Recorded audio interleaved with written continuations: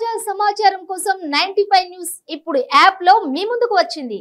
వెంటనే డౌన్లోడ్ చేసుకుని news update తెలుసుకోండి. ప్రతి క్షణం ప్రజాక్షేమం కోసం. Welcome to 95 news. ప్రతి క్షణం ప్రజాక్షేమం కోసం నేను మీ మాధురి. ఈ రోజు అయితే మనతో పాటు ఉన్నారు ఇందిరా రాజీవ్ కాంగ్రెస్ ఇమంగారి అంజలయ్య స్టేట్ ప్రెసిడెంట్. ఒక్కసారి ఆయనతో మాట్లాడేద్దాము. ఆయన ఏవో స్టాట్యూస్ గురించి చెప్పాలి అనుకుంటున్నారు. 4 స్టాట్యూస్ త్వరలోనే మేము తీసుకురావాలి అనే ఆకాంక్షతో వచ్చాము అంటున్నారు. ఒకసారి ఆయనతో మాట్లాడేద్దాము. నమస్తే సార్, చెప్పండి ఏంటి ఈ స్టాట్యూస్, ఎందుకు అంత ఖర్చు పెట్టి చేయాలనుకుంటున్నారు, అసలు ఎవరి స్టాట్యూస్, ఎవరితో ప్రపోజ్ చేశారు, ఇవన్నీ డీటెయిల్డ్ గా చెప్పండి. ఎందుకు అంటే ఈరోజు మహాత్మా గాంధీని, నెహ్రూని చాలా చులకన చేసి నరేంద్ర మోడీ గారు మాట్లాడుతున్నాడు. ప్రజలకు కూడా ఈ చరిత్ర మర్చిపోతున్నారు. ఈ చరిత్ర జ్ఞాపకం చేయాలని, భావితరాలకు చరిత్ర తెలియాలనే ఉద్దేశంతో ఈ స్టాచ్యూని, విగ్రహాన్ని ఏర్పాటు చేయాలని ఉద్దేశం అది. సార్ ఒక్క మాట, అంటే అంత ఖర్చు పెట్టి దీనికి ఎంత ఖర్చు అవుతుందంటారు? సుమారు 5,000 కోట్లు. సో 5,000 కోట్లు పెట్టి స్టాట్యూ అవసరమా అనే వాళ్ళకి మీరు ఇచ్చే సమాధానం ఏంటి? స్టాచ్యూ చాలా అవసరం.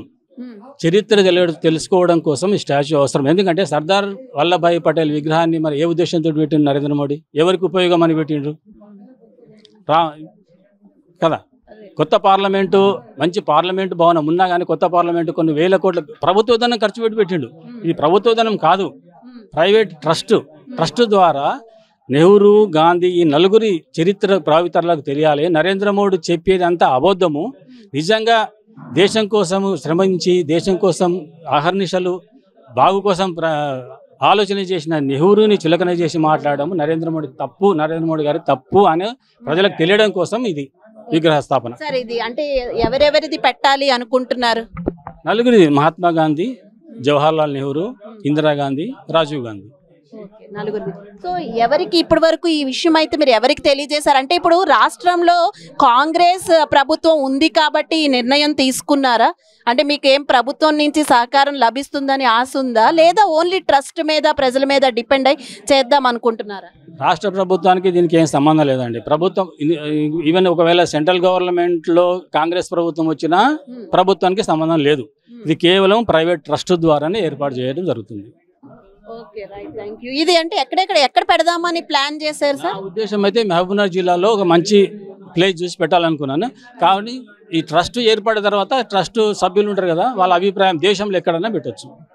ఇప్పుడు ఒకవేళ కనుక పార్లమెంట్ ఎలక్షన్స్ లో కాంగ్రెస్ రాకపోయినా సరే మీకు ఈ ఆలోచన ఉందా, లేదంటే అప్పుడు ఏదైనా ఇది విరమించుకుంటారు? లేదు, విరమించుకోవడం లేదు.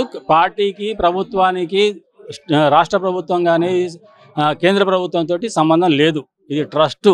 కాంగ్రెస్ పార్టీ ఓడిపోయినా గెలిచినా, ఈ మన తెలంగాణ ప్రభుత్వంతో సహకారం లేకున్నా ఈ విగ్రహాన్ని ఏర్పాటు చేయడానికి ఉద్దేశం. సార్ ఇంకొకటి, శివాలయం ఏదో పెట్టాలి అనుకున్నారు, అది ఎక్కడ అనుకుంటున్నారు? రెండు ఒక దగ్గరనే. ఒక టూరిస్ట్ వచ్చిన తర్వాత ఒక భక్తి, ఒక టూరిస్ట్, ఆ రెండు. ఎందుకు మహబూబ్ నగరే ఎంచుకున్నారు దీనికి? మహబూబ్ నగర్లో ఆల్రెడీ టూరిస్ట్ ప్లేసులు ఉన్నాయి. ఒకటి మన రామానుజాచార్యుల విగ్రహము, తర్వాత అదేంటి కన్హా. ఇంకోటి ఏంటంటే మన ఇంటర్నేషనల్ రాజీవ్ గాంధీ ఇంటర్నేషనల్ ఎయిర్పోర్ట్కి మహబూబ్ నగర్ 70 కిలోమీటర్ల దూరమే ఉంది. టూరిస్టులు త్రూఅవుట్ వరల్డ్లో కూడా రావడానికి చాలా అనుకూలమైన ప్రదేశం ఇది. టూరిస్టులకు కూడా బాగా అనుకూలంగా ఉంటుందని ఆ ప్లేస్. ఓకే, ఇదైతే యాక్చువల్గా అవుతుంది, సక్సెస్ అవుతుంది అనే ఆశ ఉందా మీకు? ఉంది అనే చేస్తున్నాం మేడం. సక్సెస్ కావాలి, అవుతుంది. Okay, right, thank you so much sir.